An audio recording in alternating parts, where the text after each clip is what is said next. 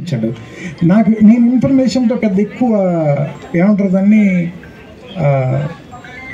అబ్బుర పడిపోను. ఎందుకంటే ఇన్ఫర్మేషన్ ఈ రోజుల్లో మనకి చాలా హ్యాండీగా అయిపోయింది. ఇన్ఫర్మేషన్ చెప్పడం అనేది ఒకప్పుడు చాలా గొప్ప విషయం, ఎందుకంటే ఇన్ఫర్మేషన్ అందుబాటులో ఉండేది కదా. ఎప్పుడైతే ఈ అంతర్జాలం వచ్చేసిన తర్వాత, లేదంటే మీకు రకరకాల మాధ్యమాలు వచ్చేసిన తర్వాత, ఈ anything is just one click అవే.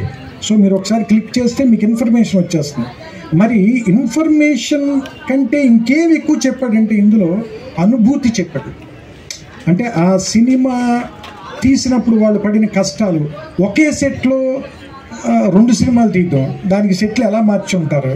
అలాగే మూకీల టైం నుంచి టాకీల టైంలో కష్టపడిన నటీమణులు వాళ్ళు. నాకు singing in the rain cinema గుర్తొచ్చింది వెంటనే.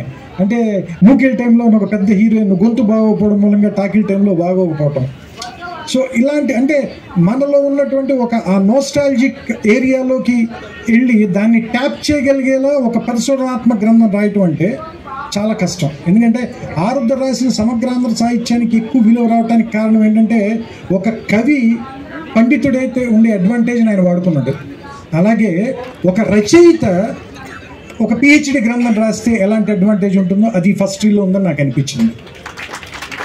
సో అంటే నాకు తెలిసి నా అనాలిసిస్ చెప్పమంటే నేనైతే ఈ పుస్తకం గురించి అది చెప్తాను. ఎందుకంటే జయదేవ స్వతహాగా ఒక కాలమిస్ట్ మాత్రం కాదు, అంతకు మించిన వాడు. అంటే ఖచ్చితంగా ఒక రచయితకు ఉండాల్సిన అన్ని లక్షణాలు ఉన్నవాడు.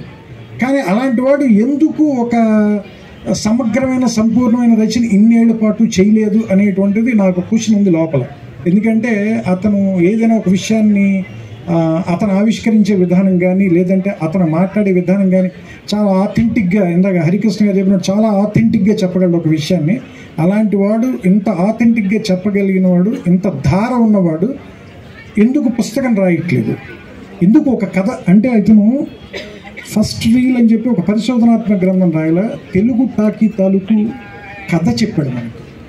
సో యాక్చువల్లీ ఇది ఒక నవల లాంటి పుస్తకం. సో మీరు చదవటం మొదలు పెడితే, మీరు పొద్దున కూడా చదవటం మొదలు పెడితే దాదాపుగా ఒక 2-3 గంటల్లో మీతోటి ఒక 300 పేజీల పైన చదివించేస్తుంది. అందుకనే ఇది ఒక 500 పేజీల పుస్తకం అని మీకు ఎవరికి అనిపించదు.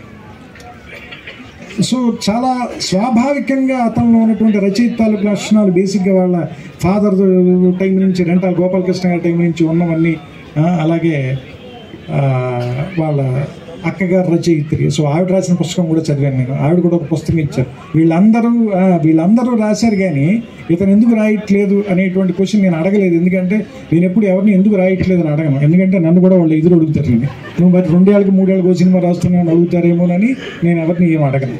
సో అందుకని ఒక రచయితకు ఉండే బద్ధకం ఇంకొక రచయితని గుర్తుపట్టగలదు. కాబట్టి నాకు అతనుకున్న బద్ధకం నాకు తెలుసు.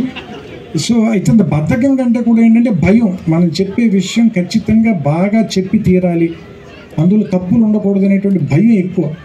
తరచి చూసుకునే చేదస్తం మేబీ అది పరిశోధన చేసే ప్రతి వాళ్ళకి ఉంటుంది అనుకుంటాను.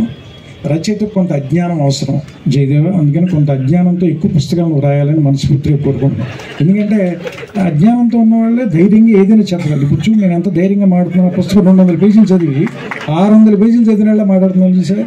ఎక్కడ పుస్తకం లోతుల్లోకి వెళ్లకుండా, అది తెలివితేటలు అట్లా ఉండాలి. సో అందుకని జయదేవ్ గురించి ఇంకా చెప్పాలంటే, నాకు సినిమాలంటే అంత పిచ్చున్న వాడిని నేను చూడాల. అంత పిచ్చున్న ఒక కాలమిస్ట్ని కానీ రివ్యూ చేసేవాడిని కూడా చూడాల. నేను ఇంకా ఎప్పుడైనా బద్దకించి పొద్దున్నే లేవలేక, లేదంటే ఒంట్లో బాగోక సినిమాకి వెళ్ళడం మానేస్తానేమో, కానీ అతను నాకు ఎట్టి పరిస్థితుల్లోనూ ప్రతి శుక్రవారం 2-3 మధ్యలో ఫోన్ కాల్ వస్తుంది. అతను ఏమంటారు దాన్ని, వేణుగోపాల్ది. ఎందుకంటే వీళ్ళిద్దరు ఆ థియేటర్లో ఉండి ఖచ్చితంగా లెక్కలు సైన్స్ చదువుకున్నాను నేను.